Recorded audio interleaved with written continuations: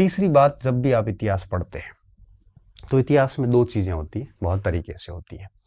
एक होते हैं तथ्य, दूसरा होता है उसका विश्लेषण।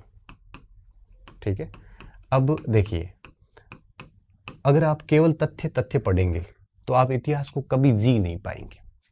आपको इतिहास बड़ा बोरिंग सा लगेगा, है ना। आपको लगेगा कि मैं कर क्या रहा हूं, क्योंकि तथ्य तथ्य से 700-800 पेज की किताब बन जाएगी। फिर न तो आपकी समझ विकसित होगी, न आप किसी को समझा सकते, न आप इंटरव्यू में बोल सकते, न बच्चों को पढ़ा सकते ठीक से। इसलिए कोशिश ये कीजिए कि विश्लेषण को ज्यादा से ज्यादा समझिए।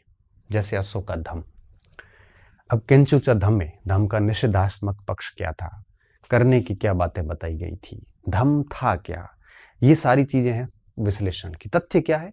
तथ्य ये है कि धम्म का उल्लेख कहाँ पे हुआ है, बस ये तथ्य।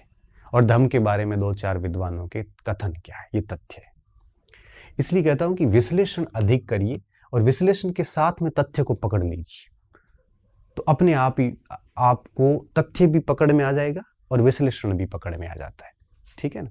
अब मैंने देखा है कई सारे बच्चे क्या करते हैं, तारीखें रट रट के हालत खराब। प्राचीन भारत में कोई तारीख तो परीक्षा में आती नहीं है, कोई एक दो आती है जो आपको याद होती है। मध्यकाल की कुछ तारीखें काम की, आधुनिक की कुछ तारीखें काम की, तो मेन तारीखें याद कर लो। बाकी ऐसे तारीखों में मत फंसो। आप पूरे पेपर को आप उठा के देखोगे ना, तो ऐसी तारीखों के मुश्किल से 1-2 प्रश्न होंगे। सन जरूर होते हैं 2-4 प्रश्न, तारीखें नहीं होती। तो क्यों अपनी एनर्जी खराब करनी, सब्जेक्ट को बोरिंग बनाना, सब्जेक्ट को एक प्रकार से जीना नहीं बल्कि अपने आप में सब्जेक्ट को भार मानने की कोशिश है, क्यों करते हैं अपन। इससे बेहतर है कि जब भी पढ़ते हैं तो बिल्कुल विश्लेषण कीजिए उसका। अलाउद्दीन की पॉलिसी पढ़ रहे हो तो उसका विश्लेषण कीजिए, प्लासी पढ़ रहे हैं तो उसका विश्लेषण कीजिए, कैसी स्थितियां होती होगी। फैक्ट बहुत छोटी चीज होती है, ठीक है ना।